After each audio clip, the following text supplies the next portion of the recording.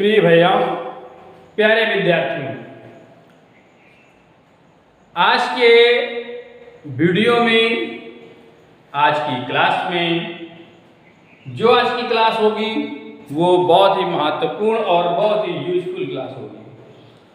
और जैसा कि हम लास्ट की जो इसके पूर्व की क्लासें हो चुकी हैं, उन क्लासों में हमने जो परमाणु से संबंधित प्रोटॉन की खोज, इलेक्ट्रॉन की खोज एंड न्यूट्रॉन की खोज के बारे में पढ़ा। तो बात यहाँ पर यह आती है, जब परमाणु की खोज हो गई, ठीक, परमाणु की खोज हो जाने के बाद में यह सिद्ध हो गया कि परमाणु स्वयं छोटे छोटे मूल कणों से मिलकर के बना हुआ है, जिसे इलेक्ट्रॉन, प्रोटॉन और न्यूट्रॉन कहते हैं। अर्थात परमाणु का जो संगठन होता है वो इलेक्ट्रॉन, प्रोटॉन और न्यूट्रॉन से होता है। जब परमाणु के बारे में और परमाणु के मूल कणों के बारे में, ठीक है ना, खोज हो गई, जानकारी हो गई, तो वैज्ञानिकों का दिमाग उनके मॉडल की तरफ गया। तो आज की क्लास में हम मॉडल पढ़ेंगे, ठीक है। अब वो मॉडल क्या होगा जिसे हम लोग परमाणु मॉडल कहते हैं।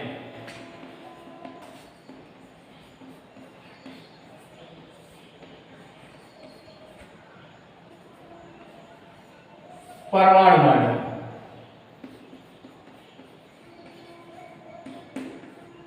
एटॉमिक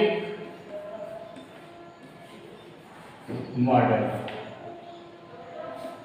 आज परमाणु मॉडल के विषय में चर्चा करेंगे।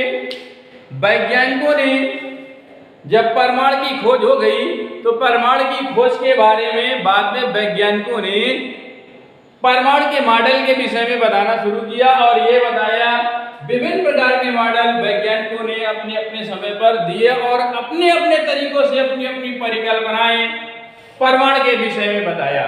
परमाणु ऐसा होता है, परमाणु ऐसा होता है, ठीक है ना। परमाणु का संपूर्ण परमाणु गोलाकार होता है, परमाणु तरबूज के आकार का होता है, परमाणु में ऋणावेशित कण, ठीक है ना, परमाणु के विभिन्न स्थानों पर धसे होते हैं, परमाणु अति सूक्ष्म विद्युत उदासीन कण है, परमाणु के चारों तरफ विभिन्न प्रकार की गोलाकार कक्षाएं होती हैं। कोई वैज्ञानिक कहता है वृत्तीकार कक्षाएं होती हैं, कोई वैज्ञानिक कहता है दीर्घ वृत्तीकार कक्षाएं होती हैं। तो वैज्ञानिक समय समय पर अपने विचार यहाँ पर प्रस्तुत करते रहे मॉडलों से संबंधित, और विभिन्न मॉडल जो वैज्ञानिक ने अपने अपने मॉडल दिए कि परमाणु ऐसा होता है, परमाणु इस तरह अपने अपने विचार प्रस्तुत किए। तो मॉडल से संबंधित सर्वप्रथम परमाणु का मॉडल जो दिया गया था वो 1904 में थॉमसन, जे थॉमसन का था, ठीक है ना। जैसा कि आप जानते हैं, मॉडलों में सर्वप्रथम परमाणु मॉडल सर्वप्रथम जे थॉमसन, जिसे जे थॉमसन के नाम से भी जाना जाता है या थॉमसन भी कहते हैं, आप उसमें परेशान होने की जरूरत नहीं है, ठीक है। तो 1904 में जे थॉमसन ने परमाणु मॉडल दिया। इनके परमाणु मॉडल को तरबूज का मॉडल भी कहते हैं। प्रिय विद्यार्थियों, प्यारे बच्चों, जैसा कि पूर्व की कक्षाओं में आप अध्ययन कर चुके हैं और आपको बताया गया है कि परमाणु का मॉडल जो सर्वप्रथम मॉडल दिया गया वो जे थॉमसन द्वारा दिया गया। कब दिया गया? 1904 में दिया गया। जे थॉमसन ने अपने परमाणु मॉडल में क्या बताया? उन्होंने अपने परमाणु मॉडल में ये बताया, परमाणु गोलाकार होता है और परमाणु एक विद्युत उदासीन कण है, ठीक है। और जिस प्रकार उन्होंने अपने मॉडल में बताया कि तरबूज में 20 धसे होते हैं, ये जे थॉमसन ने अपने मॉडल को तरबूज मॉडल कहा। तरबूज मॉडल ये कैसा होता है परमाणु? उन्होंने बताया गोलाकार होता है। जे थॉमसन पहला परमाणु मॉडल दिया और विभिन्न स्थानों पर इसमें इलेक्ट्रॉन्स धसे होते हैं। ये इनको उन्होंने क्या नाम दिया? इलेक्ट्रॉन दिया। और जहां जहां पर ये इलेक्ट्रॉन्स नहीं पाए जाए उसे धनावेश कहा। क्या कहा? धनावेश। ये तो परमाणुओं का जो प्रथम मॉडल दिया गया जे थॉमसन द्वारा 1904 में दिया गया, और जे थॉमसन ने अपने परमाणु मॉडल में बताया परमाणु विद्युत उदासीन गोलाकार कण है। ठीक है ना? परमाणु गोलाकार विद्युत उदासीन कण है। जिस प्रकार तरबूज को यदि हम बीज से काट देते हैं तो तरबूज में विभिन्न स्थानों पर बीज धसे हुए दिखाई देते हैं, उसी प्रकार परमाणु के विभिन्न स्थानों पर इलेक्ट्रॉन्स पाए जाते हैं। और जिस जहां पर इलेक्ट्रॉन्स नहीं पाए जाते हैं उस भाग को उन्होंने धनावेशित भाग की कहा, और अपने मॉडल की तुलना तरबूज से कर दी, और इसलिए इन्होंने इस मॉडल को तरबूज मॉडल कहते हैं। अब बात आती है यहां पे ये आती है रदरफोर्ड का मॉडल। क्यों? क्योंकि जे थॉमसन के परमाणु मॉडल में बहुत कुछ कमियां थी, और उन कमियों को आगे चल करके वैज्ञानिक रदरफोर्ड दूर करते हैं और अपने विचार प्रस्तुत करते हैं, और नए तरीके से परमाणु के बारे में अपने नए विचार देते हैं। और जे थॉमसन का परमाणु मॉडल में कमियां थी, इसलिए उन्होंने उन कमियों को दूर किया और एक नया मॉडल प्रस्तुत किया रदरफोर्ड ने, जिसे रदरफोर्ड का मॉडल कहते हैं। तो आइए, तो इन्होंने कुछ उस मॉडल में संशोधन किया। संशोधन करने पर यह बताया, ठीक है, कब?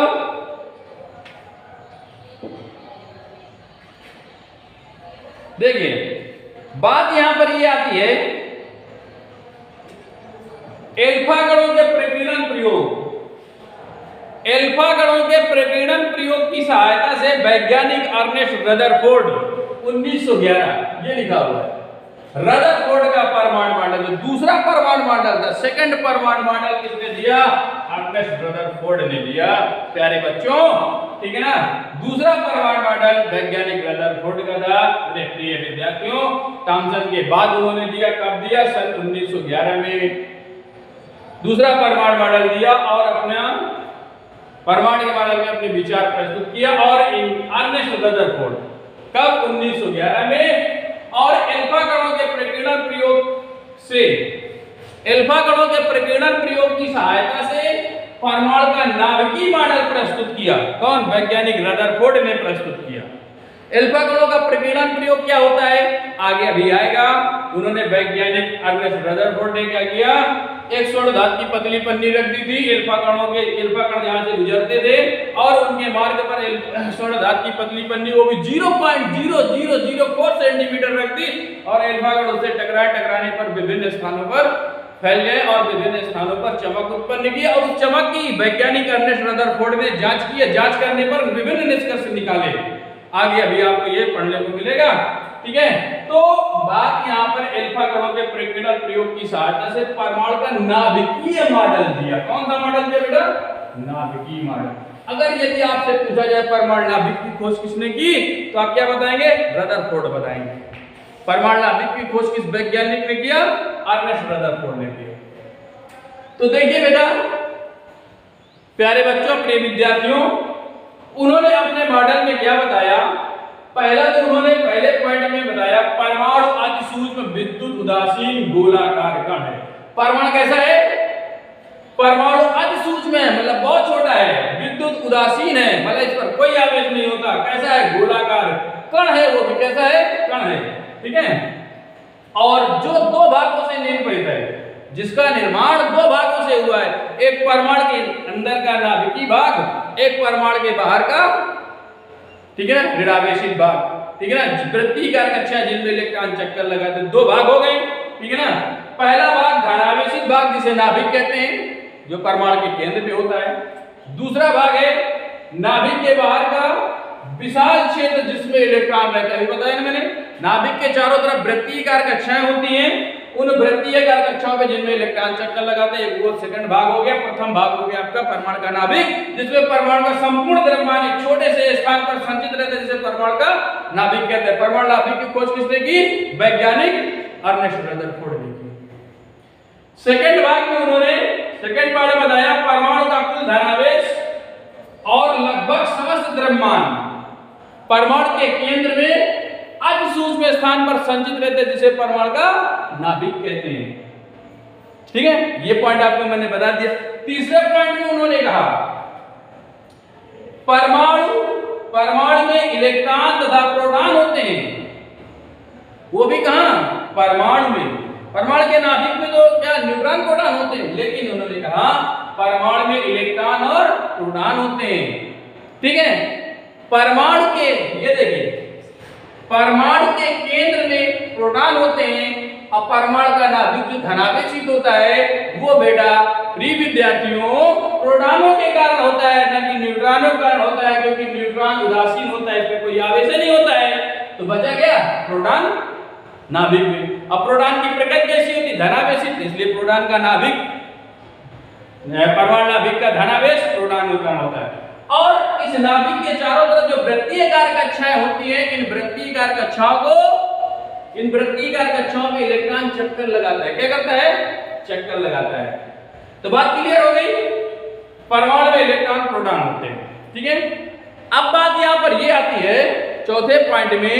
रदरफोर्ड ने चौथे पॉइंट में उन्होंने ये बताया कि नाभिक के चारों तरफ जिस पथ पर अर्थात जिस मार्ग पर, जिस रास्ते पर इलेक्ट्रॉन क्या करते हैं? चक्कर लगाते हैं, उन कक्षाओं, उन मार्ग को, उस पथ को ऑर्बिट कहते हैं, हिंदी में कक्षाएं कहते हैं। ठीक है ना, ये बताया चौथे पॉइंट में। अब बात आता है रदरफोर्ड का पांचवा पॉइंट। तो पांचवें पॉइंट में एक क्वेश्चन भी बनता है। क्वेश्चन ये बनता है, पूछा भी जाता है, बहुत महत्वपूर्ण है कि नाभिक के चारों तरफ इलेक्ट्रॉन क्या करता है? चक्कर लगाता है। नाभिक प्रत्येक इलेक्ट्रॉन को अपनी तरफ आकर्षित करता है और इलेक्ट्रॉन नाभिक में नहीं गिरता, फिर भी नहीं गिरता। क्यों?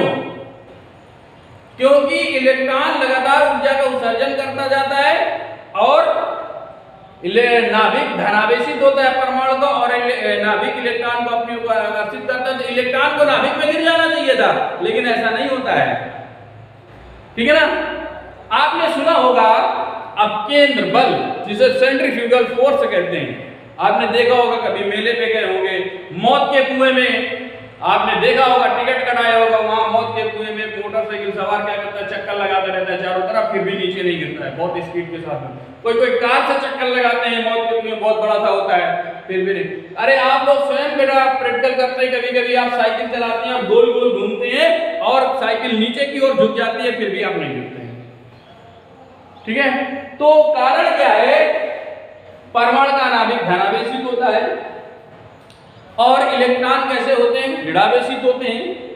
परमाणु का नाभिक धनावेशित होता है और ये इलेक्ट्रॉन ऋणावेशित होते हैं।